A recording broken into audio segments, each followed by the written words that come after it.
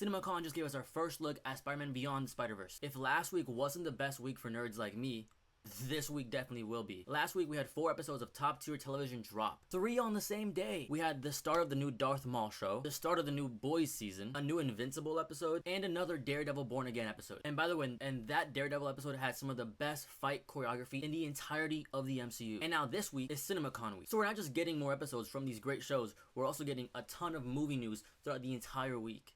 For those who don't know, CinemaCon is an annual convention held in Las Vegas, put on by the National Association of Theater Owners.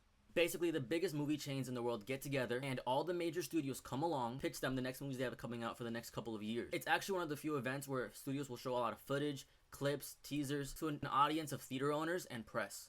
Think of it like a private film festival. That's the best way to explain. Where the whole point is to get people excited for these upcoming movies, enough to want them on their screen. The first studio this year was Sony Pictures, and they started the week off on a high note. To start off, they released online new posters for Spider-Man Brand New Day, which got fans all riled up once again. I know, very groundbreaking stuff here. But more importantly, attendees got to see a new special exclusive clip from Spider-Man Brand New Day. It's a scene that we already caught a little bit of a glimpse at from the trailer. It's the scene where Peter shows up to MJ in Ned's apartment, and it makes it seem like he basically follows Ned home, honestly. So in this scene, Peter's talking to Ned and they're talking about Spider-Man. And Ned is telling Peter that they're trying to figure out who Spider-Man is. They have a tracker online trying to find where he is. And they've narrowed it down to 2 suspects, Flash Thompson and their old high school teacher, Mr. Harrington. After that, they cut back to the party scene where Peter then watches MJ kiss her new boyfriend, and then he leaves the apartment all depressed.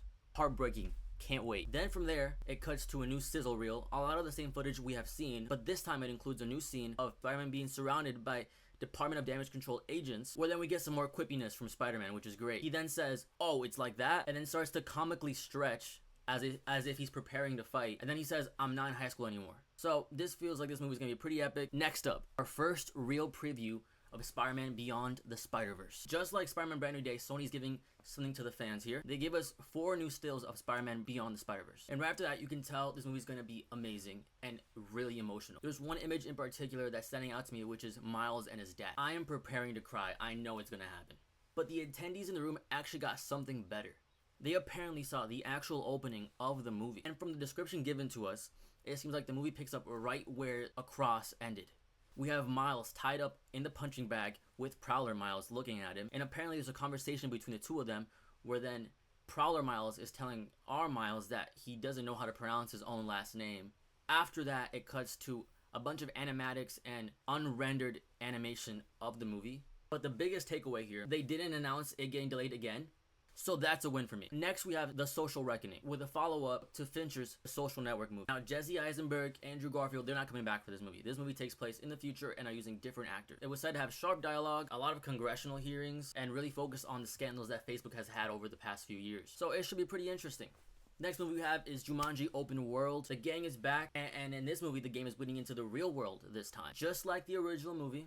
And apparently, Dwayne Johnson's character is stuck in Spanish mode somehow. I wonder how they're gonna pull that off. And there's also said to be another Robin Williams tribute, which is great. So prepare yourself emotionally. Now it's time for another video game movie. We know Sony likes these.